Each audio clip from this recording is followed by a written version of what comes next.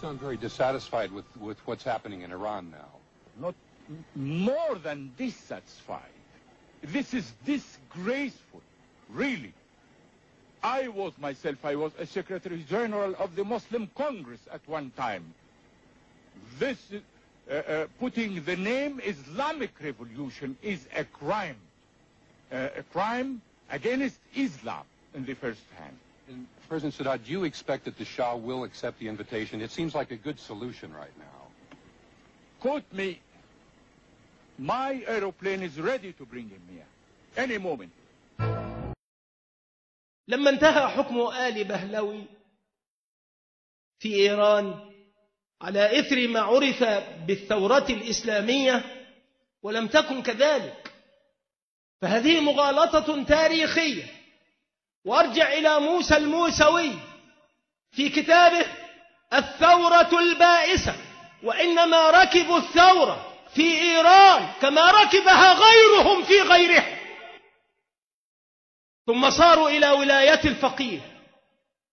لما انتهى حكم آل بهلوي في إيران على إثر قيام الثورة الإسلامية وتسلم الخميني زمام الأمور، توجب على علماء الشيعة زيارته وتهنئة الإمام بهذا النصر العظيم لقيام أول دولة شيعية في العصر الحديث يحكمها الفقهاء. وكان واجب التهنئة يقع علي شخصيا أكثر من غيري لعلاقة الوثيقة بالخميني. قال: فزرت إيران بعد شهر ونصف وربما أكثر من دخول الإمام طهران إثر عودته من منفاه باريس، فرحب بي كثيرا، وكانت زيارتي منفردة عن زيارة وفد علماء الشيعة في العراق.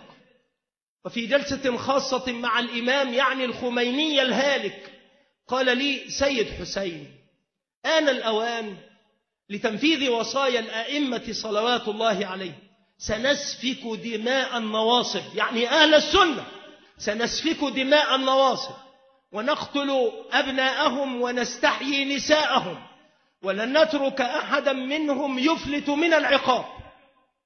ستكون أموالهم خالصة لشيعة أهل البيت، وسنمحو مكة والمدينة من على وجه الأرض، لأن هاتين المدينتين صارتا معقل الوهابيين. ولا بد أن تكون كربلاء أرض الله المباركة المقدسة قبلة للناس في الصلاة، وسنحقق بذلك حلم الآئمة عليهم السلام. كذا قال: لقد قامت دولتنا التي جاهدنا سنوات طويلة من أجل إقامتها، وما بقي